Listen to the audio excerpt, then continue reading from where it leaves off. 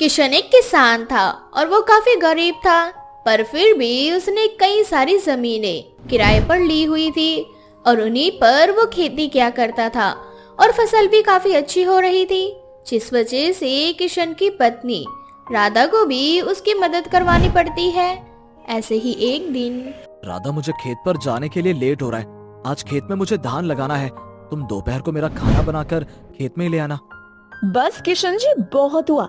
अब मेरी बस की नहीं है खेत पर जाकर काम करना, ऑफिस से घर पर आकर काम करना, अंदर बाहर आगे पीछे हर समय मैं थक चुकी हूँ काम कर करके। अगर इतनी ही भूख लगे तो खुद आ जाना दोपहर में खाना खाने के लिए। हाँ। अरे नाराज क्यों होती हो? मैं खुद आ जाऊंगा दोपहर में खाना खाने। अब तो ठीक है। इस तरह से किशन खेत में काम करने के लिए चला जाता है और राधा घर का सारा काम ऐसे ही छोड़कर सो जाती है। दोपहर को जब किशन घर आता है तो वो देखता है कि राधा आराम से सो रही है और उसने कोई काम नहीं किया। अरे राधा, तुमने अब तक घर का काम नहीं किया और ना ही खाना बनाया है। सुबह से दोपहर हो गई, मैं सुबह भी खाकर नहीं गया था। मुझे बहुत भूख लगी है, अब जल्दी से खाना बना दो। देखिए किशन जी, मेरी तबीयत आज कुछ ठीक नहीं है और वैसे भी मैं आपसे ज्यादा काम करती हूँ, इसीलिए एक दिन आप खुद खाना बना लो और मुझे आराम करने दो। और हाँ, मेरे लिए भी खाना बना देना। इस तरह से राधा सो जाती है। अब ये सिलसिला इसी तरह से जारी हो जाता है और अब किशन को ही घर का और बाहर का काम संभालना पड़ता है। समय के साथ राधा के अंदर आलस भी बढ़ने लगता है। ऐसे ही एक दिन राधा, तुम बहुत आलसी हो चुकी हो। मैं अकेला इंसान इतना सब कुछ कैसे संभालूंगा? आप बोलना क्या चाहते हैं कि मैं कोई काम नहीं करती? अगर ऐसे ही है तो दूसरी बीवी ले आओ, अपने आप पता चल जाएगा कि आपको कितनी अच्छी बीवी मिली है। अगर ऐसी बात है तो ठीक है, मैं दूसरी शादी कर लूंगा और तुम देखना कि कैसे मेरी दूसरी बीवी मेरा ख्याल रखेगी। फिर मत कहना कि मेरे लिए सौतन ले आए। अरे भला, मुझे क्यों परेशानी होगी मेरी सौतन आएगी तो? बल्कि मैं तो खुश होंगी सौतन के नाम पर कि मेरे घर में नौकरानी आ गई और ये सारा काम कर लेगी। मैं तो खुश हूँ।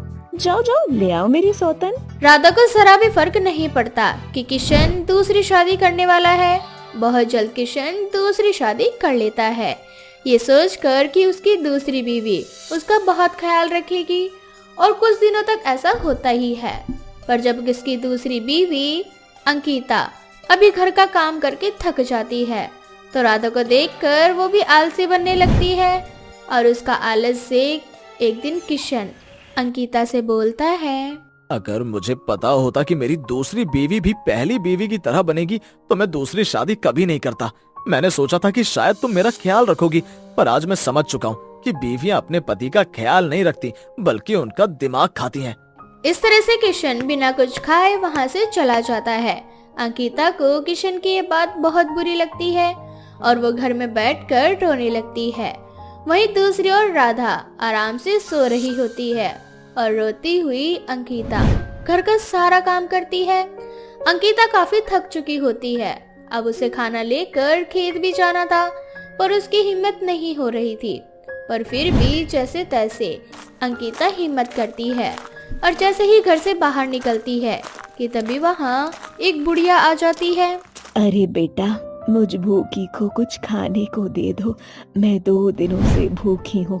माँ जी, मैं आपको खाना दे देती, लेकिन ये खाना लेकर मुझे सबसे पहले अपने पति के पास जाना है और वैसे भी मैं बहुत ज्यादा थक चुकी हूँ। मैं दोबारा घर के अंदर जाकर आपके लिए खाना नहीं निकाल सकती। बेटा, लगता है तुम घर के और खेत के काम से काफी परेशान हो चुकी हो। अगर तुम्हारे हाथ लंबे हो जाए तो कैसा रहेगा? अगर मेरे दोनों हाथ लंबे हो जाए तो मैं एक जगह बैठे बैठे ही घर का सारा काम कर लूंगी, किशन जी की मदद भी कर लूंगी, लेकिन अब ये हाथ लंबे थोड़ी ना हो सकते हैं। बेटा, तुम मुझ बुढ़िया का पेट भर दो, फिर देखना इस बुढ़िया के आशीर्वाद का कमाल। अब अंकिता अपना आलस छोड़कर उस बुढ़िया को खाना खिलाती है और बदले में वो बुढ़िया अंकिता को लंबे हाथों का आशीर्वाद देकर वहाँ से चली जाती है। अपने लंबे हाथ देखकर अंकिता बहुत खुश होती है और घर में जाकर अपनी सौतन राधा को दिखाती है।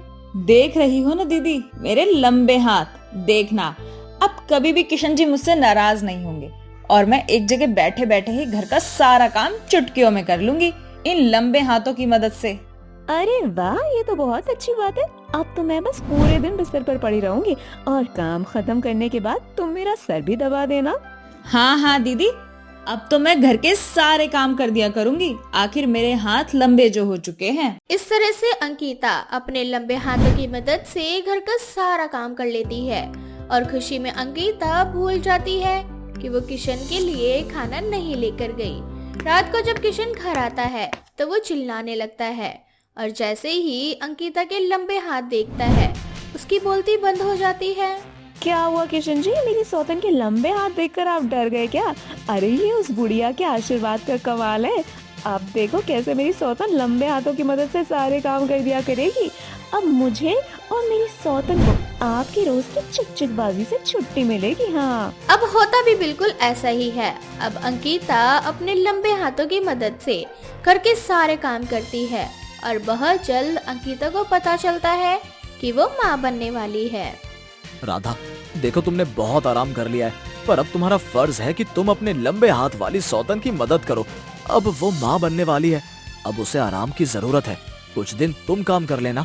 अरे किशन जी, इसकी कोई जरूरत नहीं है, मैं तो अपनी जगह बैठे बैठे ही घर का सारा काम कर लेती हूँ, इसीलिए आप दीदी को परेशान मत करो। दीदी और आप हमेशा की तरह आराम करो। इस तरह से हमेशा की तरह अंकिता बैठे बैठे अपने लंबे हाथों की मदद से सारा काम बड़े ही आराम से कर लेती है और देखते ही देखते 9 महीने बीत जाते हैं और अंकिता एक बहुत ही प्यारी बच्ची को जन्म देती है। पर लंबे हाथ होने की वजह से अंकिता अपनी बच्ची को ना तो दूध पिला पाती है ना ही गोद में लेकर खिला पाती है। किशन जी, दीदी देखो ना, लंबे हाथों की वजह से मैं अपनी बच्ची को सही से ना ही गोद ले पा रही हूँ और ना ही उसे दूध पिला पा रही हूँ।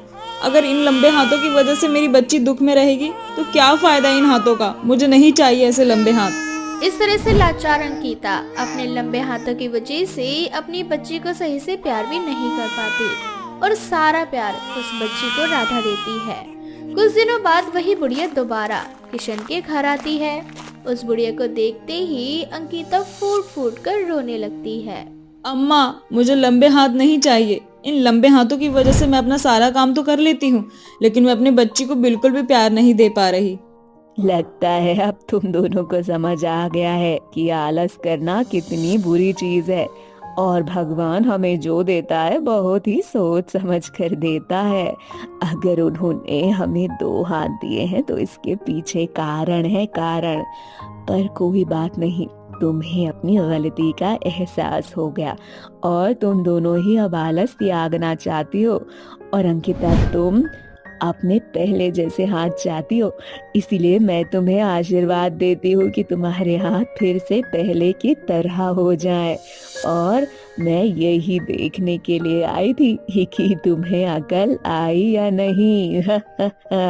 इस तरह से अंकिता के हाथ फिर से पहले की तरह हो जाते हैं और बुढ़िया वहाँ से चली जाती है। जिसके बाद राधा अपनी सौतन अंकिता के साथ मिलकर काम करने लगती है और वो दोनों अपना सारा आलस त्याग देती हैं।